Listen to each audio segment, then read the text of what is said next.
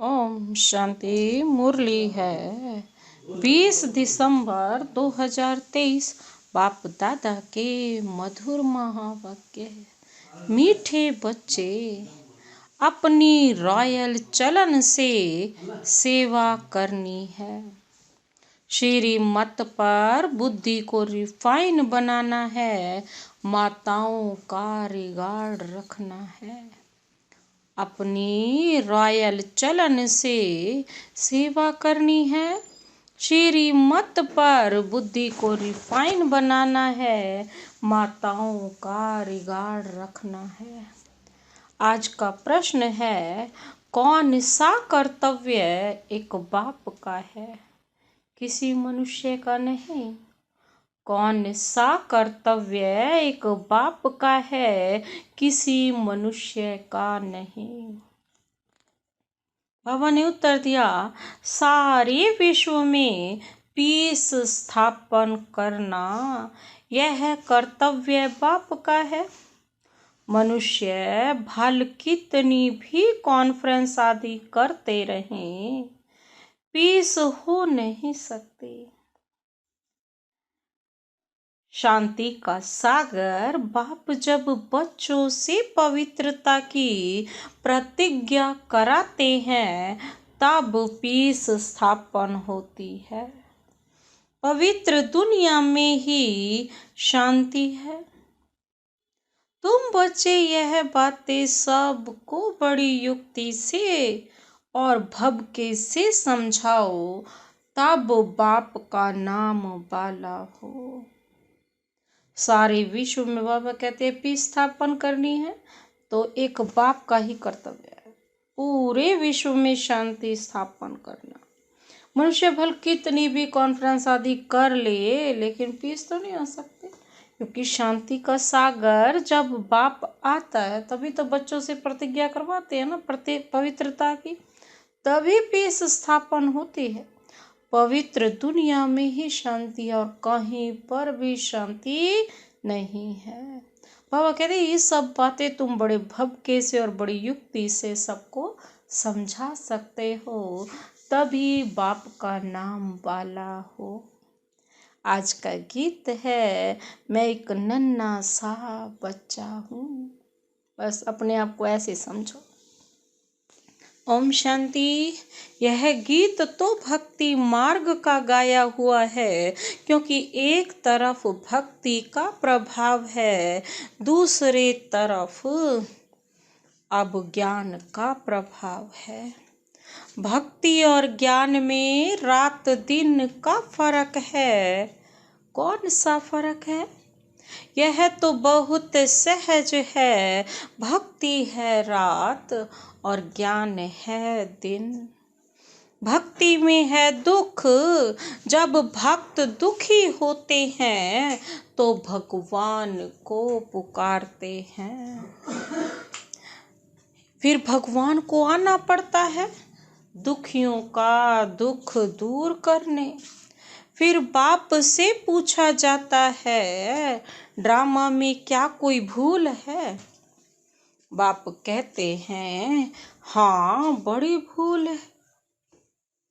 जो तुम मुझे भूल जाते हो। कौन भुलाते हैं? माया रावण। बाप बैठ समझाते हैं, बच्चे यह खेल बना हुआ है। स्वर्ग और नरक होता है तो भारत में ही है। भारत में ही कोई मरता है तो कहते हैं वैकुंठ वासी हुआ। यह तो जानते नहीं कि स्वर्ग अथवा वैकुंठ कब होता है।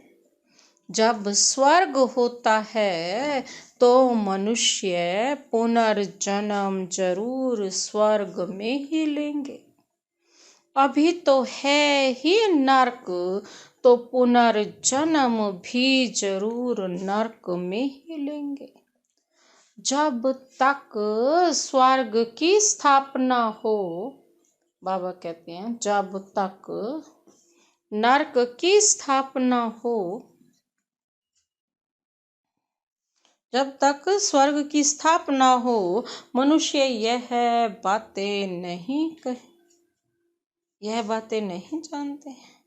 एक है ईश्वरीय अथवा राम संप्रदाय और दूसरा है रावण संप्रदाय। सतयुग त्रेता में है राम संप्रदाय, उनको कोई दुख नहीं है। अशोक वाटिका में रहते हैं।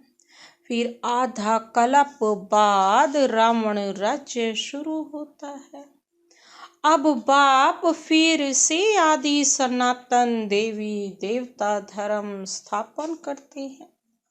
वह है सबसे सर्वोत्तम धर्म। धर्म तो सब है ना। धर्मों की कॉन्फ्रेंस होती है। भारत में अनेक धर्म वाले आते हैं, कॉन्फ्रेंस करते हैं। बाबा कहते हैं अब जो भारतवासी धर्म को मानने वाले ही नहीं, वह कॉन्फ्रेंस क्या करेंगे? पूछ रहे हैं बाबा, वह कॉन्फ्रेंस क्या करेंगे? वास्तव में भारत का प्राचीन धर्म तो है ही आदि सनातन देवी देवता धर्म। हिंदू धर्म तो है नहीं, सबसे ऊंच है देवी देवता धर्म। बाबा कहते अब कायदा कहता है सबसे ऊंचते ऊंच धर्म वाले को गद्दी पर बिठाना चाहिए। सबसे आगे किसको बिठाएं? इस पर भी कभी उन्हों का झगड़ा लग पड़ता है। जैसे एक बार कुंभ के मेले में झगड़ा हो गया था। वह कहे पहले हमारी सवारी चले, वह कहे पहले हमारी। लड़ पड़े थे। तो अब इस कॉन्फ्रेंस में बच्चों को यह समझाना है कि ऊंचते ऊंच कौन सा धर्म है, वह तो जानते ही नहीं। बाप कहते हैं आदि सनातन है ही देवी देवता धर्म, जो अब प्राय लोप हो गया है और अपने को हिंदू कहलाने लग पड़े हैं। अब चीन में रहने वाला अपना धर्म चीन तो नहीं कहेंगे। वो लोग तो जिसको नामी ग्रामी देखते हैं उनको मुख्य करके बिठा देते हैं। कायदे अनुसार कॉन्फ्रेंस में बहुत तो आ नहीं सकते, सिर्फ रिलीजियन के हेड्स को ही निमंत्रण दिया जाता है। जो धर्म संस्थापक है ना, उन्हीं को ही निमंत्रण दिया जाता है। बहुतों से फिर बहुत बोल चाल हो जाता है। अब उन्हों को राय देने वाला तो कोई है नहीं। तुम हो ऊंचते ऊंच देवी देवता धर्म वाले, अब देवता धर्म की स्थापना कर रहे हो। तुम ही बता सकते हो भारत का जो मुख्य धर्म है, जो सब धर्मों का माई बाप है, उनके हेड को इस कॉन्फ्रेंस में मुख्य बनाना चाहिए। गद्दी नशीन उनको करना चाहिए, बाकी तो सब हैं उनके नीचे। तो मुख्य बच्चे जो हैं उनकी बुद्धि चलनी चाहिए। भगवान अर्जुन को बैठ समझाते हैं, संजय यह है, अर्जुन तो है रथी, उनमें रथवान है बाप। यह समझते हैं रूप बदल कर श्री कृष्ण के तन में आकर ज्ञान दिया है, परंतु ऐसे तो है नहीं। अब प्रजापिता भी है। त्रिमूर्ति के ऊपर बहुत अच्छी रीति समझाया जा सकता है। त्रिमूर्ति के ऊपर शिव बाबा का चित्र जरूर चाहिए। वह है सूक्ष्म वतन की रचना। बच्चे समझते हैं यह विष्णु है पालन करता, प्रजापिता ब्रह्मा है स्थापन करता। तो उनका भी चित्र चाहिए। यह बड़ी समझ की बात है। बुद्धि में रहता है प्रजापिता ब्रह्मा जरूर है। विष्णु भी तो चाहिए, जिससे स्थापना कराएंगे उससे ही पालना भी कराएंगे। स्थापना कराते हैं ब्रह्मा से। ब्रह्मा के साथ सरस्वती आदि बहुत बच्चे। वास्तव में यह भी पतित से पावन बन रहे हैं। तो कॉन्फ्रेंस में आदि सनातन देवी देवता धर्म की हेड जगत अम्बा होनी चाहिए, क्योंकि माताओं का बहुत मान है। जगत अम्बा का मेला बड़ा भारी लगता है। वह है जगत पिता की बेटी। अब आदि सनातन देवी देवता धर्म की स्थापना हो रही है। गीता एपिसोड रिपीट हो रहा है। यह वही महाभारत की लड़ाई सामने खड़ी है। बाप भी कहते हैं मैं कलप कलप कलप के संगम युग पर आता हूँ, भ्रष्टाचारी दुनिया को श्रेष्ठाचारी बनाने। जगत अम्बा गॉडेस ऑफ नॉलेज गाई हुई है। उनके साथ ज्ञान गंगाएं भी हैं। उनसे पूछ सकते हैं कि उनको यह नॉलेज कहाँ से मिली हुई है। नॉलेजफुल गॉड फादर तो एक ही है। वह नॉलेज कैसे दे? जरूर उनको शरीर लेना पड़े। तो ब्रह्मा मुख कमल से सुनाते हैं। यह माताएं बैठ समझाएंगी। कॉन्फ्रेंस में उन्हों को यह मालूम होना चाहिए ना कि बड़ा धर्म कौन सा है। यह तो कोई समझते ही नहीं कि हम आदि सनातन देवी देवता धर्म के हैं। बाप कहते हैं यह धर्म जब प्राय लोप हो जाता है तो मैं आकर फिर स्थापन करता हूँ। अभी देवता धर्म है नहीं, बाकी 3 धर्मों की वृद्धि होती जा रही है। तो जरूर देवी देवता धर्म फिर से स्थापन करना पड़े। फिर यह सब धर्म रहेंगे ही नहीं। बाप आते ही हैं आदि सनातन देवी देवता धर्म की स्थापना करने। तुम बच्चियां ही बता सकती हो कि पीस कैसे स्थापन हो सकती है। शांति का सागर तो है ही परम पिता परमात्मा। तो पीस जरूर वही स्थापन करेंगे। ज्ञान का सागर, सुख का सागर वही है। गाते भी हैं पतित पावन आओ, आकर के भारत को पावन बनाओ। पीस पावन राम राज्य बनाओ। पीसफुल तो वही बनाएंगे। यह बाप का ही कर्तव्य है। तुम उनकी मत पर चलने से श्रेष्ठ पद पाते हो। बाप कहते हैं जो मेरे बनेंगे राजयोग सीखेंगे और पवित्रता की प्रतिज्ञा करेंगे कि बाबा हम पवित्र बन 21 जन्मों का वर्षा लेंगे। वही मालिक बनेंगे। पतित से पावन बनेंगे।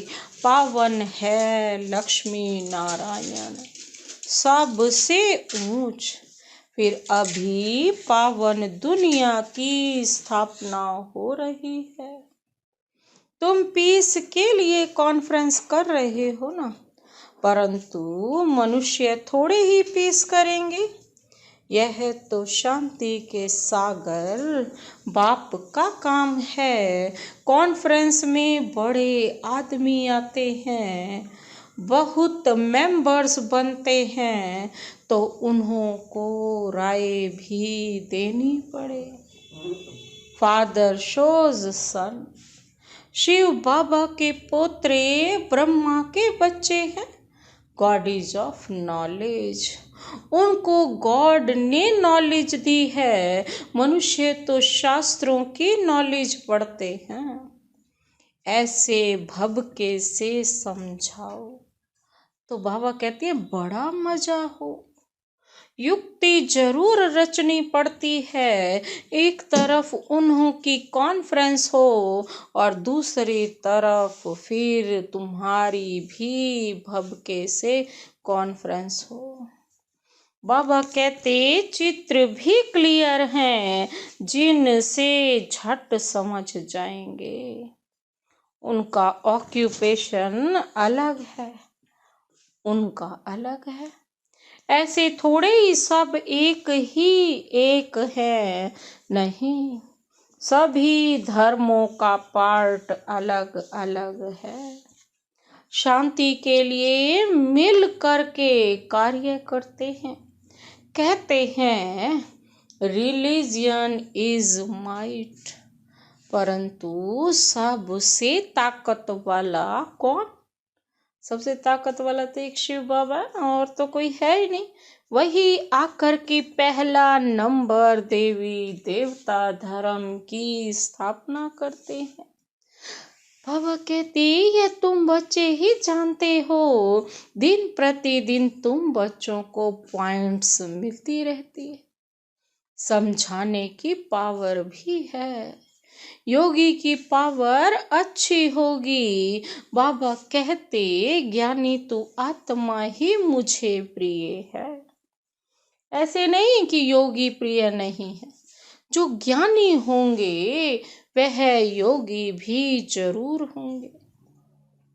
योग परम पिता परमात्मा के साथ रखते हैं।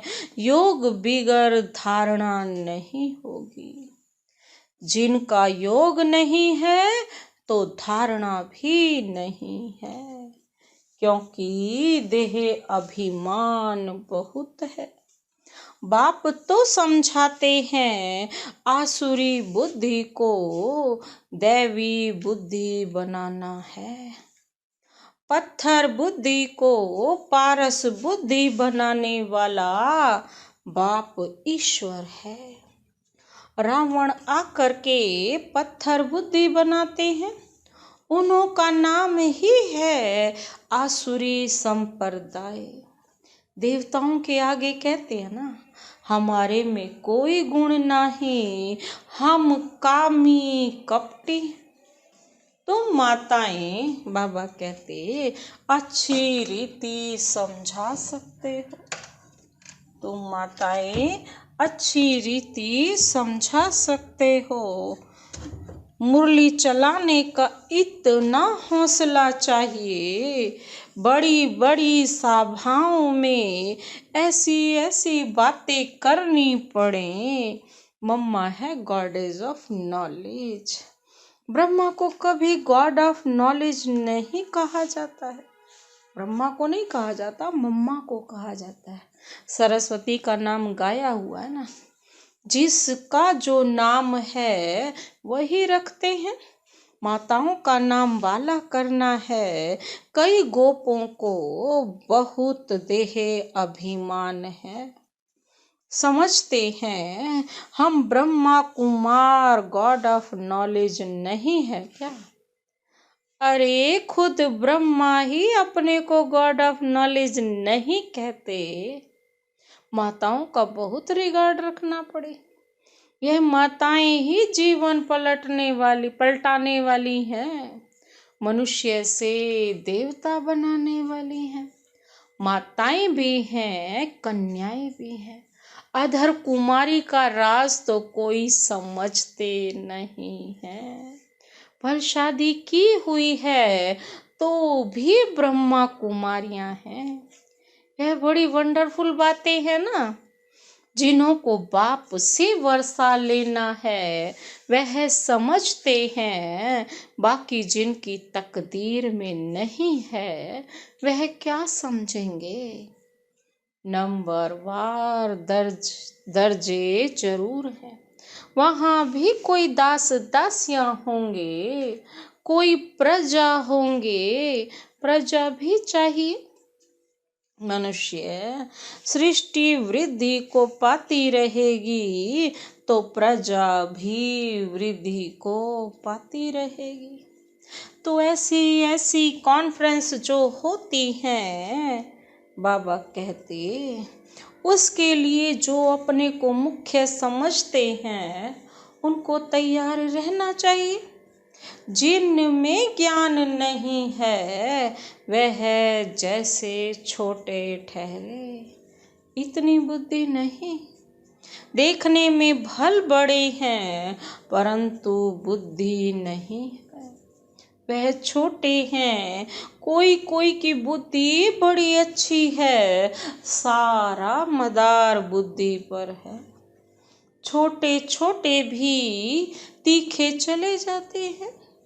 कोई की समझाने में बड़ा मिठास होता है, बातचीत बड़ी रॉयल करते हैं, समझेंगे यह रिफाइन बच्चे हैं।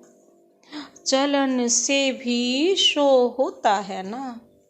बच्चों की चलन बहुत रॉयल होनी चाहिए, कोई अनरॉयल काम नहीं करना चाहिए। नाम बदनाम करने वाले ऊंच पद पा नहीं सकते। शिव बाबा का नाम बदनाम करते हैं तो बाप का भी हक है ना समझाने का।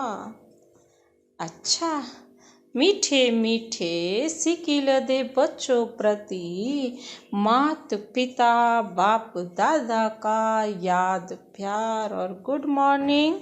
रूहानी बाप की रूहानी बच्चों को नमस्ते।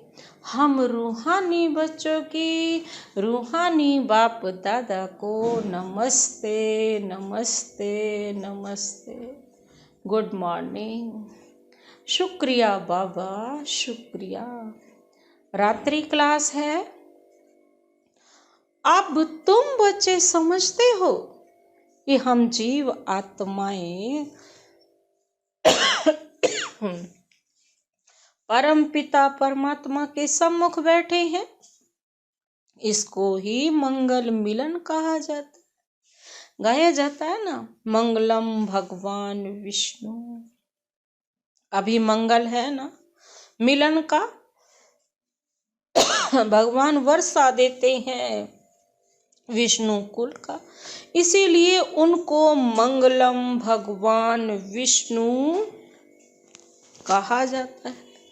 जब बाप मिलते हैं, बाबा कहते हैं जब बाप मिलते हैं जीवात्माओं से, वह मिलन बड़ा सुंदर है। तुम भी समझते हो। अभी हम ईश्वरीय बच्चे बने हैं, ईश्वर से अपना वर्षा लेने लिए। बच्चे जानते हैं ईश्वर के वर्षे के बाद दैवी वर्षा मिलता है, अर्थात स्वर्ग में पुनर्जन्म मिलता है। तो तुम बच्चों को खुशी का पारा चढ़ा रहना चाहिए। बाबा कहते तुम जैसा खुश नसीब व सौभाग्यशाली तो कोई नहीं दुनिया में सिवाय ब्राह्मण कुल के, और कोई भी भाग्यशाली हो नहीं सकता। विष्णु कुल सेकंड नंबर में हो गया, वह दैवी गोद हो जाती, अभी ईश्वरीय गोद है, यह तो ऊंच ठहरे ना। दिलवाड़ा मंदिर ईश्वरीय गोद का मंदिर है, जैसे अम्बा के भी मंदिर हैं। वह इतना संगम युग का साक्षात्कार नहीं कराते हैं। यह दिलवाड़ा मंदिर संगम युग का साक्षात्कार कराता है। बच्चों को जितनी समझ है उतना और कोई मनुष्य मात्र को हो न सके। जितना तुम ब्राह्मणों को समझ है उतनी देवताओं को भी नहीं है, इसीलिए तो देवताओं से भी ऊंच ब्राह्मण गाए हुए हैं। तुम संगम युगी ब्राह्मण हो, वह संगम युगी ब्राह्मणों की महिमा करते हैं, कहते हैं ब्राह्मण सो देवता बनते हैं। ऐसे ब्राह्मणों को नमः। ब्राह्मण ही नरक को स्वर्ग बनाने की सर्विस करते हैं। ऐसे बच्चे अर्थात ऐसे बच्चों ब्राह्मणों को नमस्ते करते हैं, ऐसे ब्राह्मणों को नमस्ते करते। बाबा कहते अच्छा गुड नाइट। हम रूहानी बच्चों की रूहानी बाप दादा को नमस्ते नमस्ते नमस्ते। धारणा के लिए मुख्य सार है, पहला पॉइंट है बाप का प्रिय बनने के लिए ज्ञानी और योगी बनना है। देह अभिमान में नहीं आना है। बाप का प्रिय बनने के लिए ज्ञानी और योगी बनना है, देह अभिमान में नहीं आना है। दूसरा पॉइंट है मुरली चलाने का हौसला रखना है। अपनी चलन से बाप का शो करना है। बातचीत बड़े मिठास से करनी है। मुरली चलाने का हौसला रखना है, अपनी चलन से बाप का शो करना है। बातचीत बड़े मिठास से करनी है। आज का वरदान, वरदानी हाथ अपने सिर पर अनुभव करते हुए बाबा का वरदान अपने अंदर समाते हैं। कर्म भोग को बाबा कहते कर्म योग में परिवर्तन कर सेवा के निमित्त बनने वाले भाग्यवान भव। कर्म भोग को कर्म योग में परिवर्तन कर सेवा के निमित्त बनने वाले भाग्यवान भव। स्पष्टीकरण है, तन का हिसाब किताब कभी प्राप्ति व पुरुषार्थ के मार्ग में विघ्न अनुभव न हो।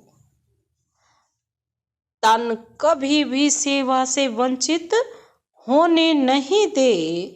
भाग्यवान आत्मा कर्म भोग के समय भी किसी न किसी प्रकार से सेवा के निमित्त बन जाती है। कर्म भोग चाहे छोटा हो या बड़ा, उसकी कहानी का विस्तार नहीं करो। उसे वर्णन करना माना समय और शक्ति व्यर्थ गंवाना। योगी जीवन माना कर्म भोग को कर्म योग में परिवर्तन कर देना। यही है भाग्यवान की निशानी। कर्म भोग को कर्म योग में परिवर्तन करने वाले ही भाग्यवान हैं।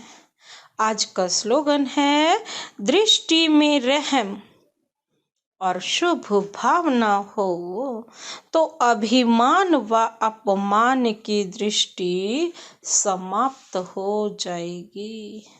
दृष्टि में रहम और शुभ भावना हो तो अभिमान व अपमान की दृष्टि समाप्त हो जाएगी। अच्छा, ओम शांति।